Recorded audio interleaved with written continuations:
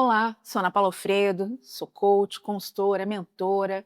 Eu só quero conversar um pouco sobre aquela dúvida que muito líder tem, que é: eu tenho que ser mais voltado para resultado, eu tenho que ser aquele líder humano, e como é que eu tomo essa decisão de quando agir de uma forma ou de outra?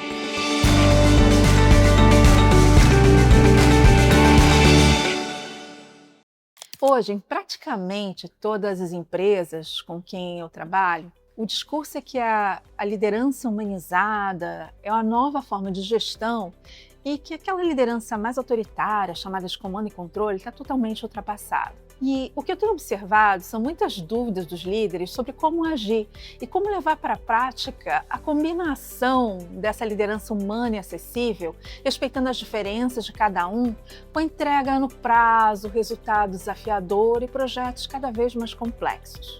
Um artigo da Harvard Business Review, chamado As 7 Tensões que todo líder deve aprender a navegar, ele discute que para a gente ser eficaz e bem-sucedido, a gente precisa aprender a dominar as competências dos dois estilos, que a gente vai chamar de liderança tradicional, que é comando e controle, e liderança emergente, que é mais humanizada. E aí a gente vai tendo que identificar quais elementos e competências são adequados para cada situação. Eles vão apontar essas 7 tensões e diferentes abordagens que foram identificadas a partir de pesquisas e entrevistas com líderes no mundo inteiro. Vamos lá. Tensão 1 é entre o expert e o aprendiz. A gente cresce na carreira com base em sucesso naquelas áreas específicas.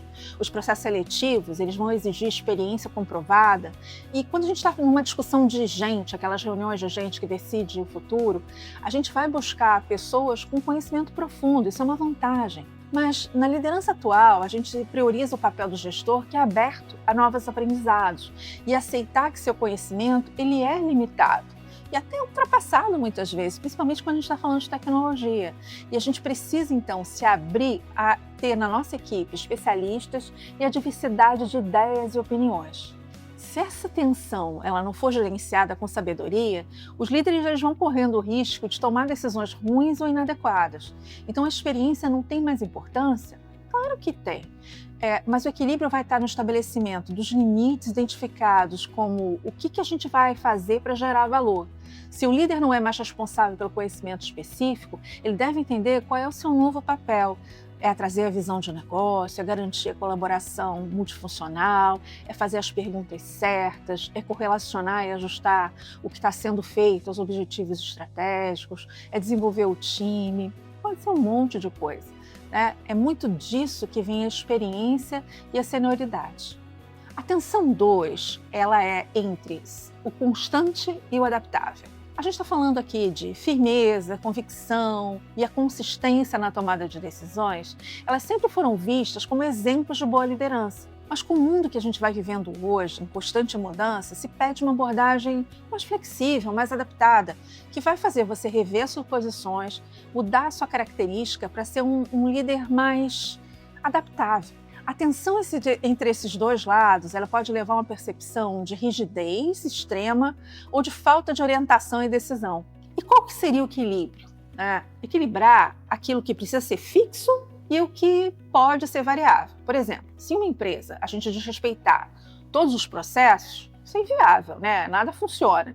Mas se o processo estiver errado, é necessário corrigir. Então, ajustando a partir do aprendizado e da experiência.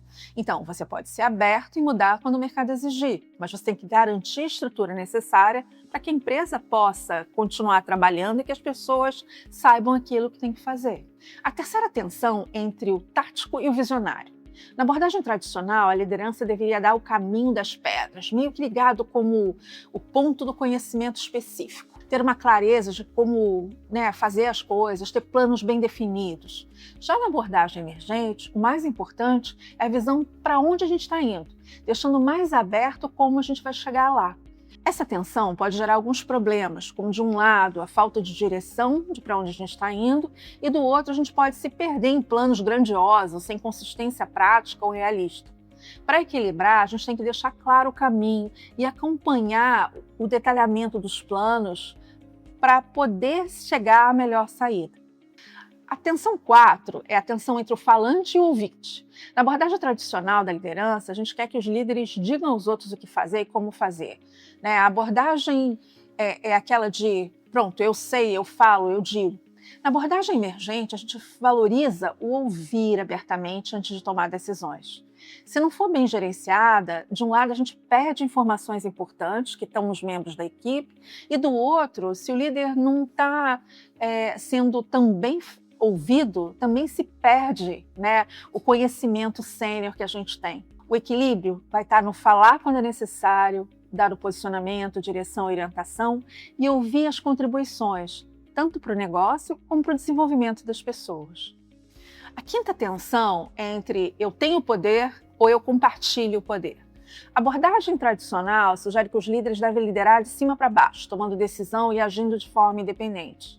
Em contrapartida, já na abordagem emergente, valoriza a autonomia das pessoas para que elas possam atingir os melhores resultados. Esses dois lados, brigando, podem minar a autoridade de um lado ou excluir talentos promissores e potenciais. Para equilibrar isso, a gente precisa entender que decisões precisam se tomar pessoalmente e o que é necessário delegar, mesmo que nesse caso haja erros, desde que gere aprendizado e que isso seja registrado e sirva para o futuro.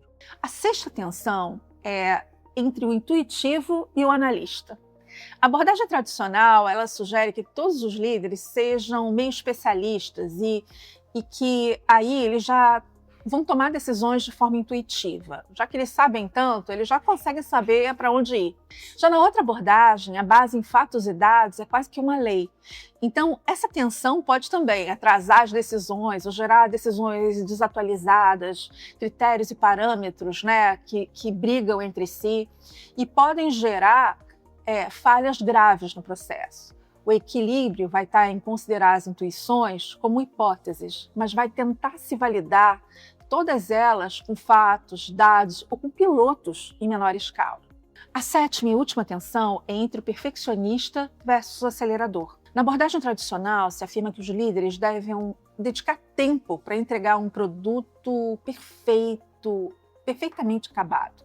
E a abordagem emergente faz com que os líderes reconheçam que fazer algo rapidamente, falhar rapidamente, é muitas vezes mais importante do que fazer com perfeição. Tentar equilibrar isso pode ser muito importante para a gente aprimorar e a gente poder entender onde que a gente pode correr risco, discutir, mas também estabelecer critérios para seguir em frente ou para desistir de alguma promessa que pode dar muito errado. Navegar essas tensões requer um conjunto de habilidades de liderança flexível e adaptável.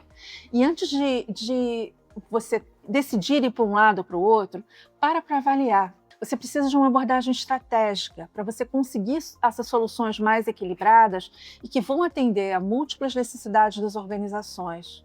O reconhecimento e a gestão adequados dessas tensões são essenciais para que os líderes que desejam conduzir suas equipes e organizações para uma realidade de muito mais sucesso. Pense nisso.